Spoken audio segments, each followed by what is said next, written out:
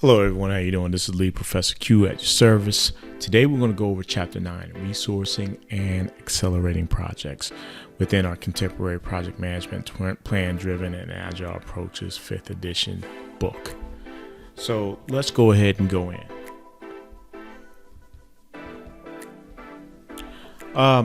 This is just a quick overview. We're going to go over chapter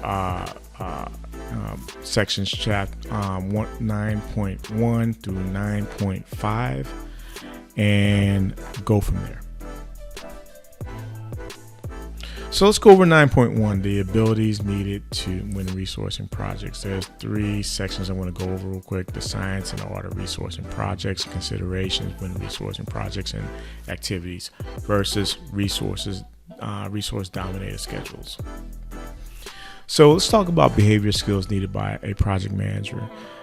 Selecting people who work well in teams, identifying exactly what each person needs to accomplish, ensuring that each person has a desire to improve, dealing with difficult individual work schedules. There's a lot of bullet points right here, but the key things that I want you to know, or the key takeaways from this chapter, is that at least from a behavior standpoint, is project managers look for two types of skills to resource a project for effective and efficient execution of a project.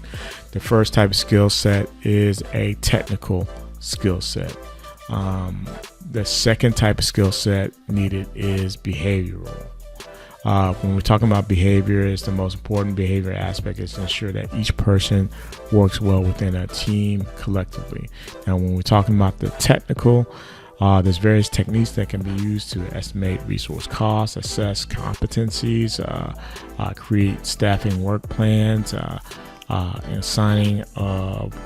assigning people to activities, determining budgets. These are technical skills that have to be considered. Then we have what's called the science of art of resourcing projects. A resource-based schedule that is technically brilliant but has little acceptance from those who must do the work has little value.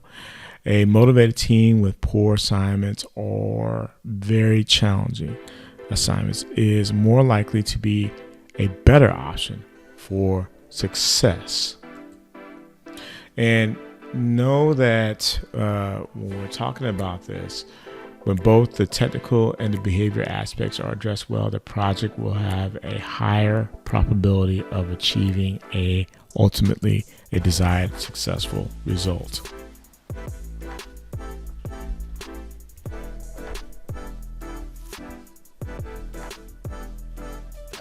So 9.1b, considerations when resourcing projects. Projects always have trade-offs. Resources are limited, and project managers must recognize resource limitations to prevent overpromising. People often constitute a large portion of the total project cost. Managing people is the most challenging aspect of the project. And finally, resource availability, specifically human resources, is a major constraint for a lot of projects out there. As we cover the specific skills and behavior aspects of resourcing projects, the ideas listed on the slide should always be kept in mind. Activity versus resource dominated schedules. The schedule can be constrained in two ways. One is based more on the activities or the resource limits, which may be cost constrained by budget availability.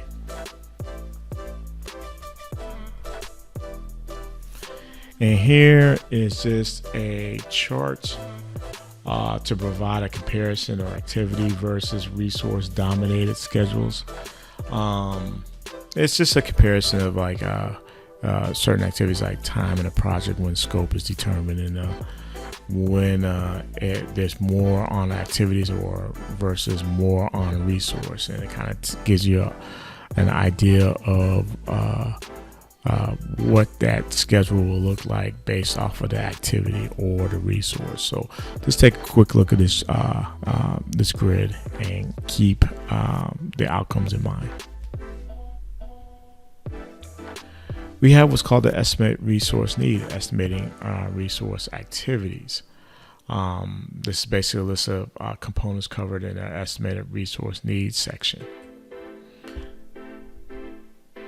So estimated resource needs. Estimating activity resources is a process of assessing all types of resources, people, materials, tools, and equipment, along with quantities required for each activity to complete it as specified in a project scope.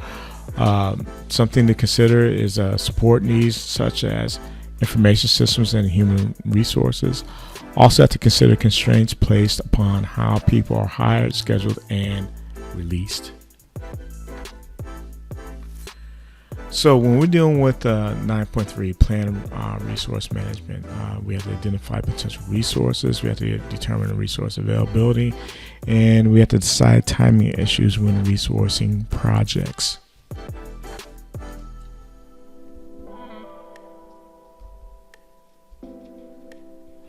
So plan and resource management. Plan resource management is a process of identifying resources and required skills for a project, defining and reassigning roles and responsibilities to all resources, developing a reporting hierarchy, and communicating expectations. Staffing management plan is a proposal focused on acquiring, developing, and retaining human resources for as long as you need them on the project itself. So, please keep these three things in mind. Identifying potential resources, determining resource availability, and deciding timing issues is important for plan and resource management. Identifying potential resources, there's work functions, which may include job titles and range of responsibilities. There's professional disciplines, may include degrees and professional certifications. There's skill level, which may include experience and performance rating. There's the physical location. It may include willingness to relocate and travel. Then there's the organization administrative unit. It may include the cost and contractual issues. A project manager should plan, estimate, and manage all tasks and their respective resources independent of where the resources reside, administratively or physically. Identifying people who might work on a project differs significantly from one organization and business to another. So when you're identifying potential resources, there's a resource breakdown structure, or other words, the acronym RBS, which is a small grouping of all resources into main categories in level 1, or populating each main category with resources based on either function or skill level. Something to keep in mind when identifying potential resources, you have to identify an adequate number and mix of people, and your core team should participate in chartering the project as well. 9.3, determine the resource availability. You have to determine whether the full-time or part-time resources, the internal versus the external resources. Are they internally within the organization, or are they outside of the organization? You have to identify availability of desired resources, and ultimately at the end of the day, you're going to have to secure that commitment to work.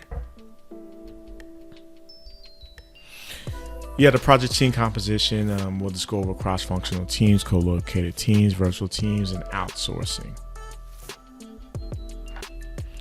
So when dealing with a cross-functional team, something to keep in mind is that projects typically require inputs from multiple disciplines and therefore require cross-functional teams. A project manager need to become a mediator among various functions that are working on the project. You have to understand and speak effectively with people representing different disciplines and various techniques. So cross-functional, let's think of maybe a team with somebody from human resources, somebody from regulatory, somebody from marketing, somebody from finance and MT, and they all come together to work on a project. We have what's called co-located teams. Co-locations help to create these opportunities for easy and quick communication, relationship building, teamwork, and productivity improvement. A major and important advantage of a co-located teams is networking and an informal structure that promotes a work culture of sharing, collaborating, and supporting each other.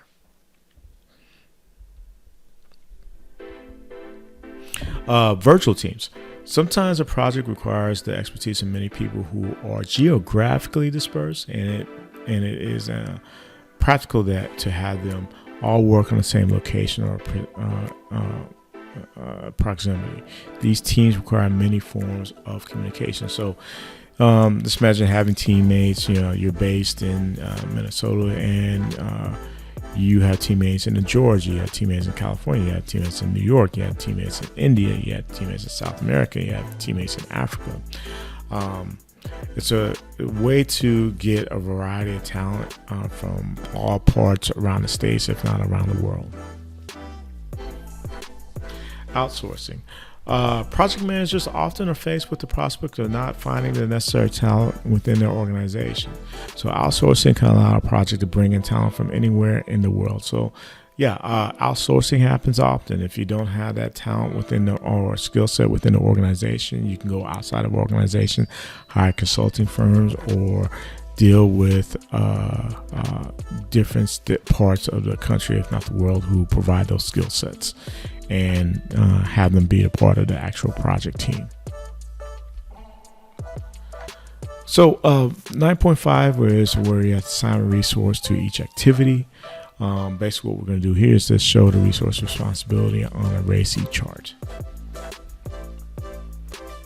So show resource responsibilities on a RACI chart. First, we must understand the responsibility assignment matrix, which is called RAM, which is a matrix depicting work packages and assigned resources for completing activities required to produce work packages.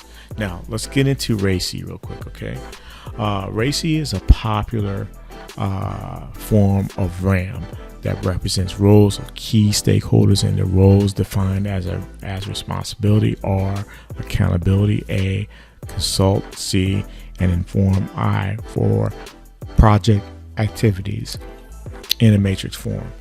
Agile team members decide among themselves who will do the work activity, which when finished, and they will begin the next highest priority of work.